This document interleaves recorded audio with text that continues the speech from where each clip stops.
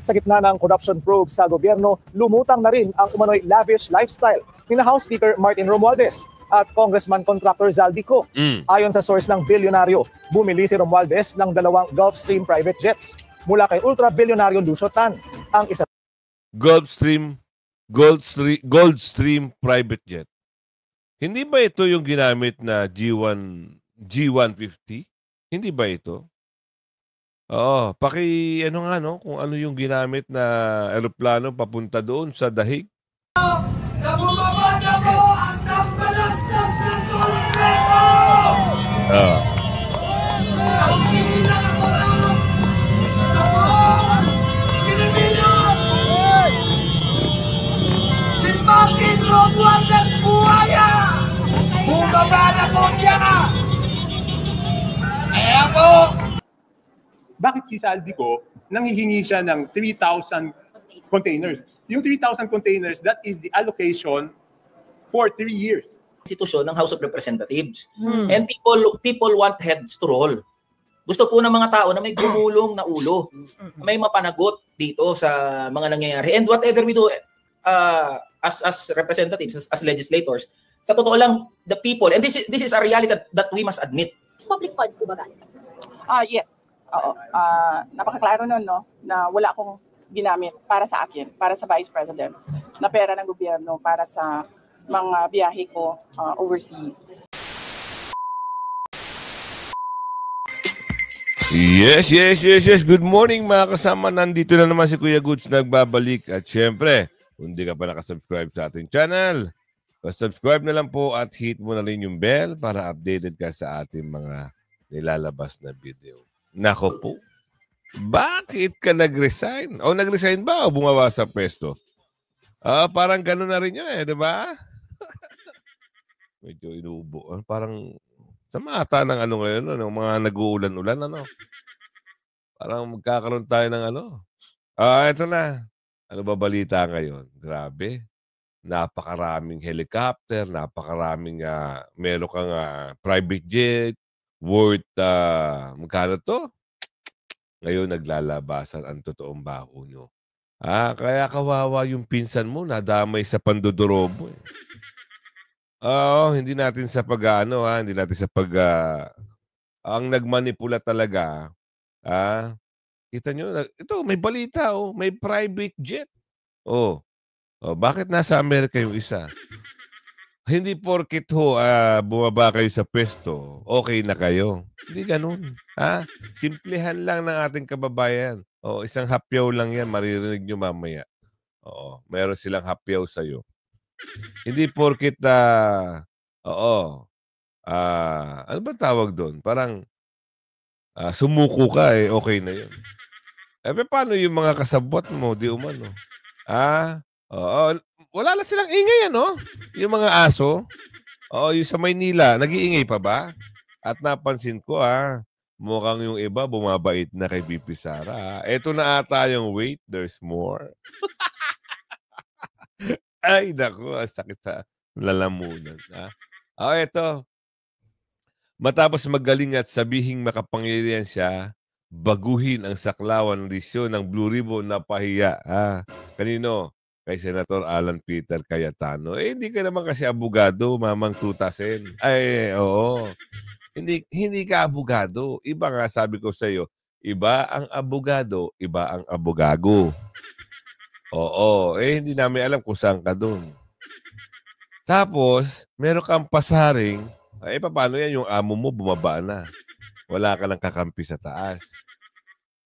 Anong mangyayari niya? Sige nga, paliwanag mo sa amin. Senador, eto may banat. Ipaglaban pa ang di umano'y kanyang katangahan.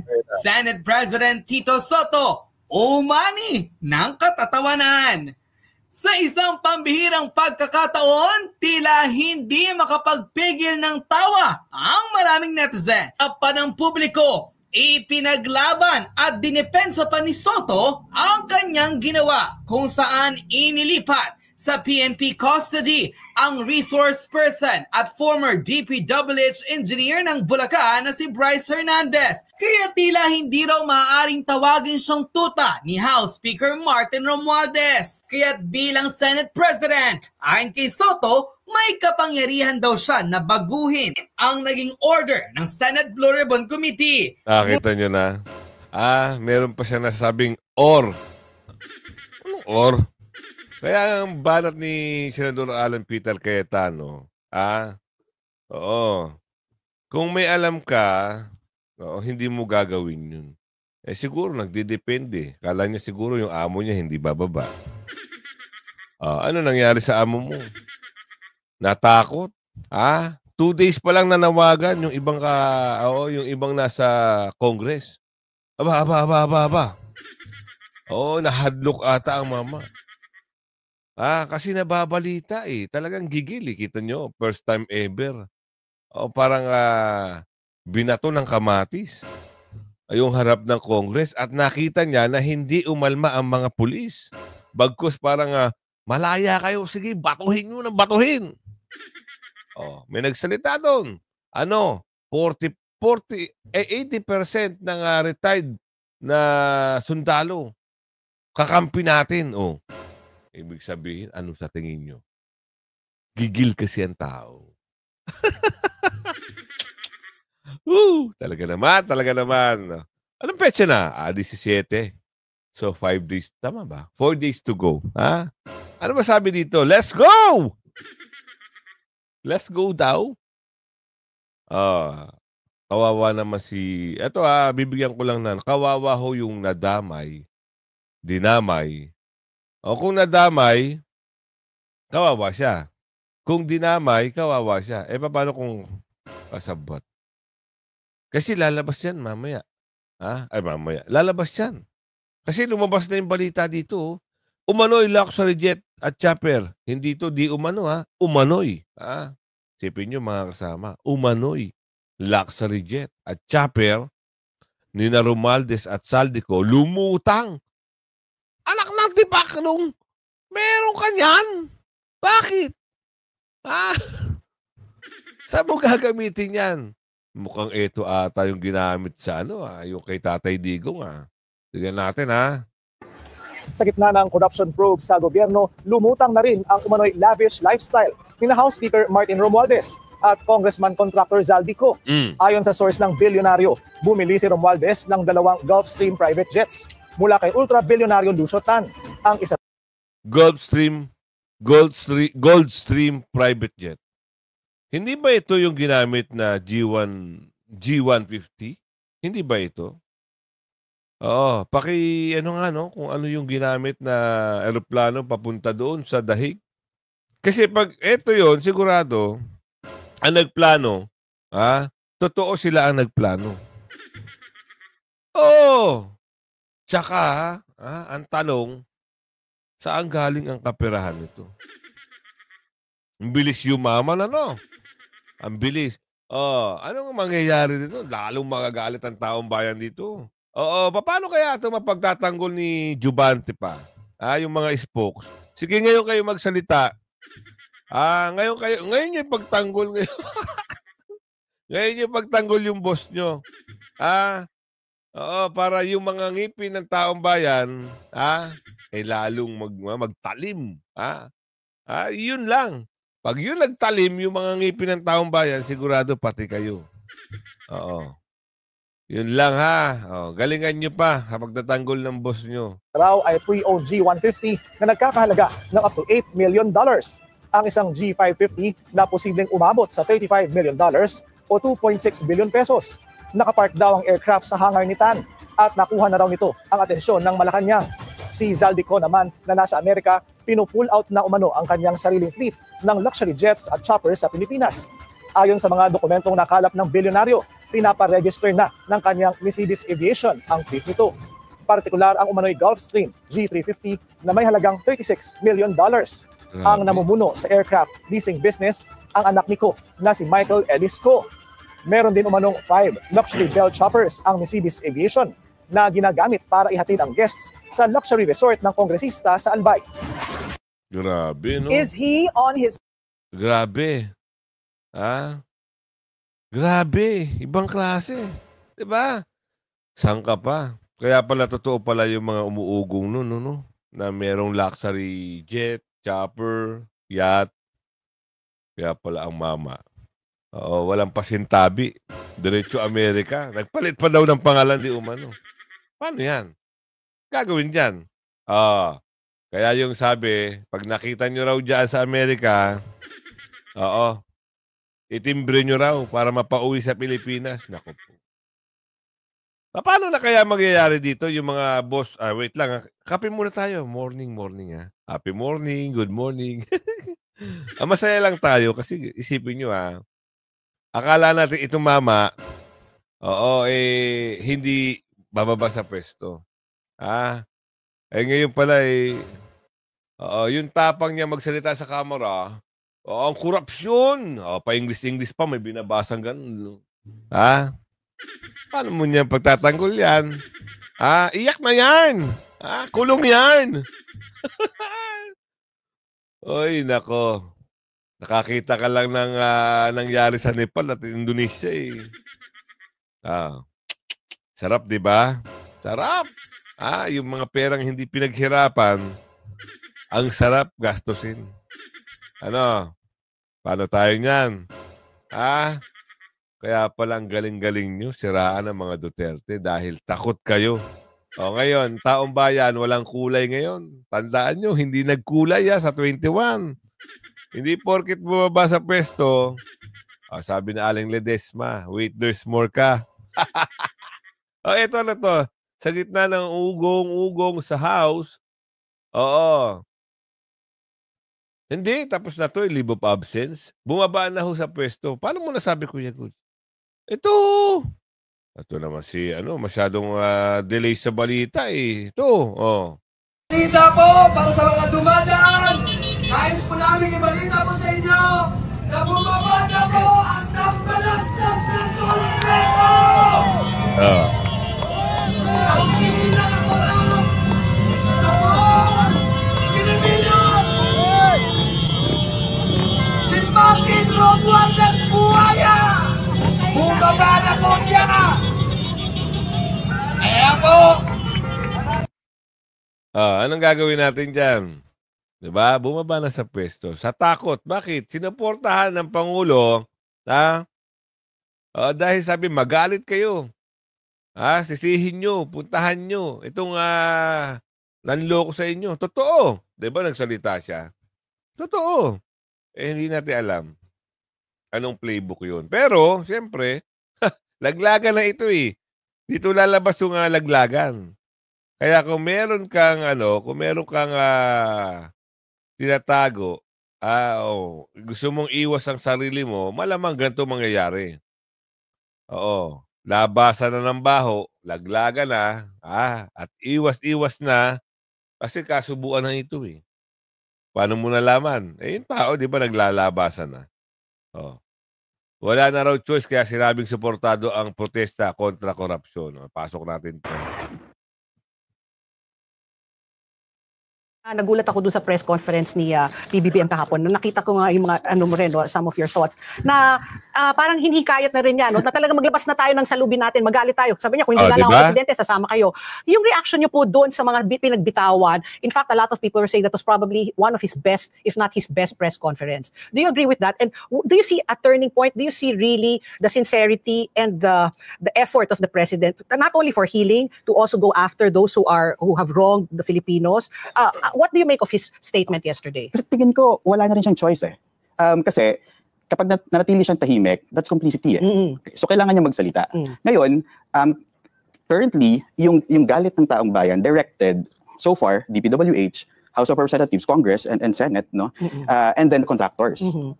Ayaw ng Malacanang, I guess, obviously, ayaw ng Malacanang na ma-redirect yung galit sa kanila. So kailangan magsalita siya at kailangan suportahan niya itong rally on the 21st. So sa tingin mo, na-deflect nga niya na yung galit ng mga taong bayan hindi napupunta sa kanya, na focus dun sa mga binanggit mo? So far, yes. In fairness to the President and to the Malacanang, so far na-deflect niya yung yung narrative or nakokontrol niya yung narrative na hindi siya complicit or at least wala siyang kinalaman dito sa Ghost Project or sa flood control project. Pero tingin ko naman, dahil sinuportahan niya yung rally on the 21st, medyo tumaas din naman yung expectation ng taong bayan. Okay, you support us, but we need results. Tingin ko pagod na rin yung taong bayan actually na hindi na lang pwedeng puro salita lang. We need results, we need accountability, real accountability coming from the government. Okay. Do you agree na itong atake nila, di ba, against corruption, along party lines pa rin ang atake, di ba? No? It's still it's a party politics. Ganun pa rin naman talaga. Tingin ko nga, although sinasabi ng ng Malacanang na kung bakit sa 10 years, because totoo naman, may existing tayong batas na sinasabi that yung COA kailangan may 10 years, you keep all the records for the past 10 years, no? Pero tingin ko, that's also, sakto doon sa termino ng previous administration. And in fact, kung papanoorin niyo po yung line of questioning ng mga kongresista natin, it's really hindi sila naniniwala na panahon lang ni PBBM yung issue ng flood control. They keep on pushing na paano before that. Way before. Kaso nga lang hindi kasi nagsasalita yung ibang kongresista. The contractors. Hindi nila Pero kasi yung talamak, kita nyo may private jet, chopper, wow. Bilyon ang halaga. Sipin nyo. Mantakin yun. Yung pera na yun dapat sa taong bayan, pero nangyayari. Sobra sila kaya ganun. Masyado silang dorobo. Full interview by George, fishing business. Ito yung sa kanya nga inuugnay yung mga napag-usapan dun. Pamilya di ba fishing business ang nila? Inuugnay siya dun. Wala talagang kwenta-kwenta. Iba back to you. Wait lang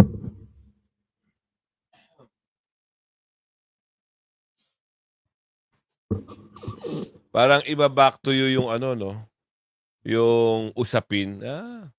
Talaga naman. Puros kayo ganyan, puros kayo ganun. Ngayon sisilipin niyo si Toby. Ang alin? Para saan? Ano ba yung usapin dito? Na pumunta sa house itong sino? Hindi, tapos na ito dito tayo sa back to you. Pero siyempre ang depensa ni Kachobi malakas, 'di ba? Pasok na. Raise the issue of conflict of interest on your part, dahil yung family mo is involved in the fishing industry. Okay. Tapos biggest importer yung DJ na ganun gawin. Is there conflict of interest? Did you exert any influence over your colleagues here on invitation? Okay, number one, yung pamilya ko has been in the fishing industry from 1948. So yung pamilya ko po has been in the fishing industry since 1948, no? So bago pa ako pinanganak noon. So ano naman ang kasalanan ko doon? Number two, yung policy ng pag-allocate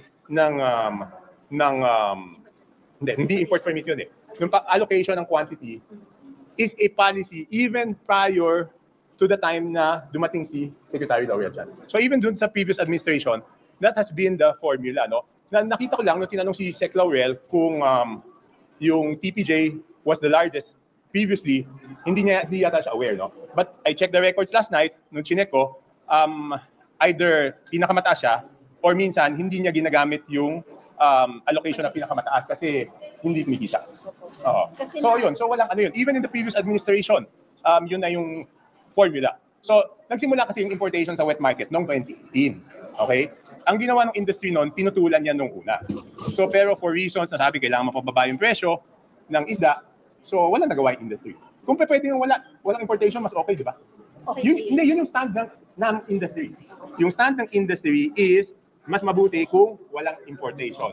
Ever since nung unang introduce yan in 2018, yan yung stand ng industry. Tapos ang ginawa nila doon is gumawa sila ng formula that is scientific and very transparent. Kasi makukuha mo lahat ng records ng unloading from the Philippine Fisheries Development Authority. So makakuha mo lahat ng data doon. So maliwanag doon. Walang doon. So even during the previous administration, hindi naman ako kakampi ng previous administration, di ba? And I was mayor from 2019 to 2022. Bakit noon? Ganon din naman yung allocation.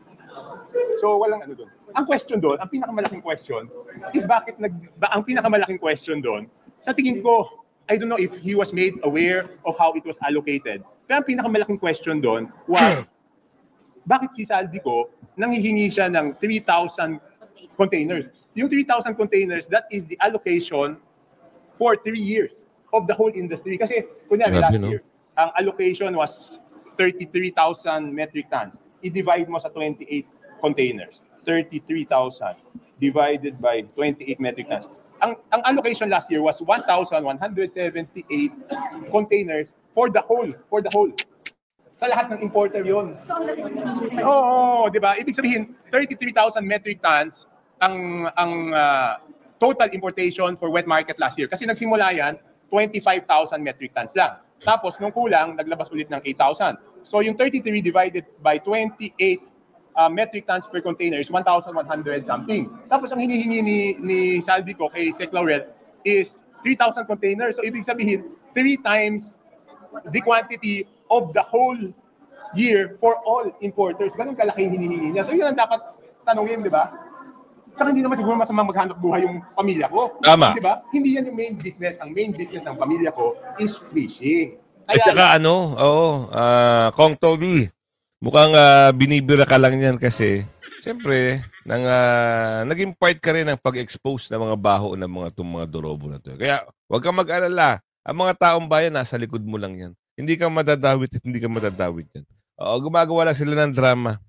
Isang teleserye naman ang gimmick nila. Gusto nang paniwalain na meron namang sangkot. Sangkot ka raw, di umano.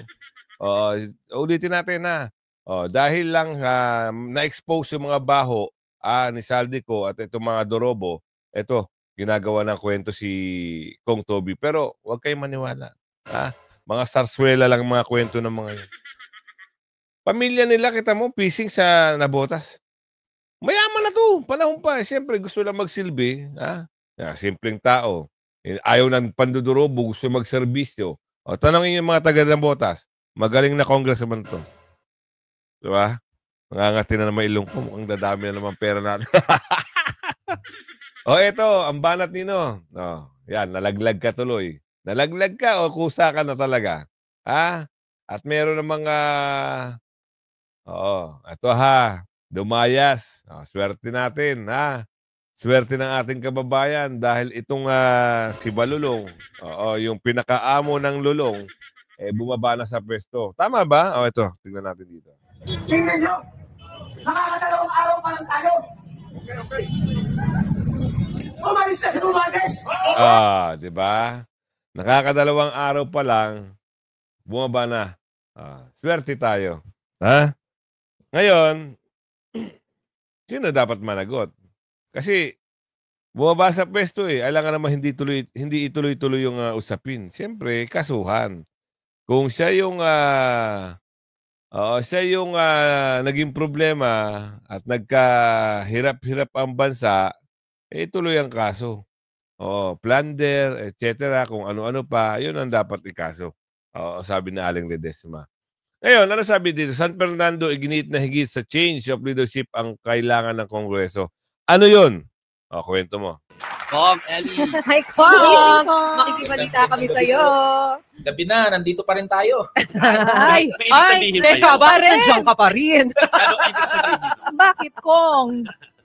Nagtatrabaho Overtime po ako dahil ang dami kong inaasikaso. Budget season po ngayon Yun naman pala. Yan lang po ba ang dahilan, Kong? Yung budget season lang? Your guess is as good as mine. Yun na. Nako naman. Yeah. Pero, Kong, makikibalita talaga kami, Minus the I mean, kasi kanina pa lumalabas yung balita na may possibility na magkaroon ng change in leadership sa House. Gaano to katotoo?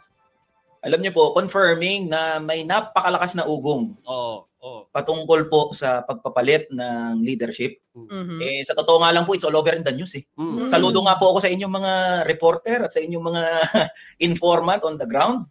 Dahil mas nauna pa nga po namin nalaman yan kaysa sa amin. Kasi po, kanina, halimbawa, nagbukas at nagsara yung sesyon. Galing pa po kami ng mga committee kasi sunod-sunod po ang committee hearings at yung budget briefing. Hindi na nga po ako nakaabot sa plenary. Kasi bago po ako pumunta doon, nabalitaan ko, sabi ng staff, suspended na ang briefing. Ang session. So, hindi ko na po naabutan yung kanina. Pero I am confirming na totoo po na may malakas na ugong, bali-balita na pagpapalit ng liderato. Pero alam nyo, masaya ako na malungkot Good thing and bad thing siguro. Bakit po? Good thing kasi walang kumakausap sa akin. Bad thing kasi wala rin kumakausap sa akin. Opo, pero it's all over in the news. Yang patungkol po dyan sa pagpapalit ng liderato. Pero although may mga naririnig na rin kami, base po dun sa mga reports ng aming mga Congress reporters na mga pangalan na posibleng pumalit, sa inyo po ba, bagamat sabi nyo walang direktang kumakausap, baka meron pa kayong maidagdag? Na mga nasa ano naman na po eh. Actually, alam naman na po ng lahat yan. There are news, there are posts, there are rumors spreading and circulating na posible nga po na anytime ay mapalitan ang liderato ng House of Representatives. At yung mga main contenders, nabanggit na rin naman po yung pangalan, sina Deputy Speaker Bo GD, nandyan pa rin po yung pangalan actually ni Congressman Toby Chanco, nandyan din po yung pangalan ni Congressman Albi Benitez. Yan na po yung mga matatagal na pangalan na sumulpot na before pa eh. Even nangyari yung naganap ngayon sa plenary. So, yan po yung pwede nating ma-confirm. Kasi nga po, again, sa totoo lang, dumadapo lang din sa akin yung balita eh. No one has spoken about me, to me about the possible leadership change. And ang lagi pong binabanggit, mag-antay bukas. Bukas. Oo nga eh. Yan, kasi kailangan gawin yung yung paraan na yun eh. Kailangan gawin habang nakasesyon sila. Yes. So, naka-adjourn eh. Pero, syempre, alam naman natin, kung yung bilangan ng mga alyado o kaalyado at boto, pwede mangyari kahit di nakasesyon. Yes po. That's true. Sa totoo nga lang po, that's a matter that should be discussed by the majority kasi sila po yan eh. Sila ang may issue niyan. Pero gusto ko lang po ipasok sa diskusyon natin. No? Alam niyo po, yung pagpapalit ng liderato, sa totoo lang, hindi naman susulpot yan kung hindi dahil sa isang bagay. Ano po yun? Galit na galit ang mga tao. Galit na galit ang mga mamamayan, ang mga manggagawa at ordinaryong Pilipino patungkol dito sa kaliwat kanan na issue ng korupsyon na pumapatungkol din sa institusyon ng House of Representatives. And people want heads to roll. Gusto po ng mga tao na may gumulong na ulo, may mapanagot dito sa mga nangyayari. And whatever we do as representatives, as legislators, sa totoo lang, the people, and this is a reality that we must admit. Sa totoo lang, kahit anong sabihin namin, kahit anong gawin namin, meron ng paningin at pagtanaw ang mga tao patungkol sa mga congressman eh. Na itong institusyong to nababalutan, nakasangkot sa napakalalim na usapin ng korupsyon. And this goes beyond leadership change. Ito po yung pinupunto namin. Kasi alam niyo po, I will be very candid about this. Sa totoo lang po, wala akong pakialam eh. Kung sino po ang pumalit o mapalitan o hindi. Kasi this goes beyond leadership change. True, people are very angry and we must recognize that. Kailangan nating tanggapin yan, kailangan nating i-accept yan, na galit ang mga tao at gusto nila na may mapanagot dito. At yun yung pinanggagalingan ng lahat ng usapan patungkol sa pagpapalit ng liderato. Pero sa totoo lang, kung magpapalit lang ng liderato pero walang mapapanagot, ano naman ang mensahe nito? Sa mga ordinaryong Pilipino, sa mga manggagawa. Nagpalit lang ng liderato, nagpalit lang ng kung sino man dyan. Tapos, pangunahan mo. Pagka, di ba, umalis na. Simulan mo ngayon yung kalampag. At maraming susunod dyan. Dahil dapat mapanagot. At saka, gusto ng taong bayan yun. May masampulan ika nga. Walang mapapanagot. So yun po yung pinatutungkulan ko. That the issue of corruption goes beyond leadership change. Napakalalim po ng usapin na yan ng pagpapanagot patungkol sa mga nasasangkot sa korupsyon. Gusto kong gamitin yung mga nangyari in the previous administrations for the past years, yung historical na pinagdaanan na natin. Di pa po ba tayo na nagsawa dyan? Na kada may mga nasasangkot, malalaking mga iskandalo na kinasangkutan ng iba't ibang administrasyon throughout the years. Lagi pong halimbawa, magagalit yung mamamayan, yung mga tao, kikilos yung mamamayan, magpapalit ng liderato, ng presidente. And then after that, wala namang napanagot fully. Wala naman talagang naging accountable. Wala naman talagang gumulong ang ulo. Yung mga nakulong, biglang lumaya. Yung mga kalaban ng mga administrasyon na pumalit, biglang pinagdidiin na yung mga naging kalaban nila. The point is, kung simpleng pagpapalit lang ito ng liderato, ng leadership, wala pong patutunguhan, di ba? Tama. Lahat ng sinasabi mo, merong katotohanan yan. Kaya, ang hiling lang namin, kung talaga, at desidido, dahil ang tao naman ay suportado kung ano yung nangyayari ngayon, gusto nila mapanagot, yung mga dapat managot, yung mga tiwali na nasasangkot, ito hindi na rumors to. Hindi na chismis. Mismong balita na ang nagsasabi na meron silang helicopter at private jet. Di ba? Kaya, ito full interview, Sara Duterte, OVP budget, Rodrigo Duterte, flood control mess. Ano naman kaya ito? Pipi Sara, ipaliwanag mo. Yes, ma'am. Opo. It was actually For last Friday. Ready na kami last Friday para pumunta dito, but the budget sponsor decided to defer it until Tuesday morning. So ngayon yun. Ang present ng budget ng Office of the Vice President at pag-defend ng approved sa DBM under the National Expenditure Program. Just like last time, ma'am, kayo lang din ang mag-isang humarap sa budget hearing ng OVP. Oh yes, oo.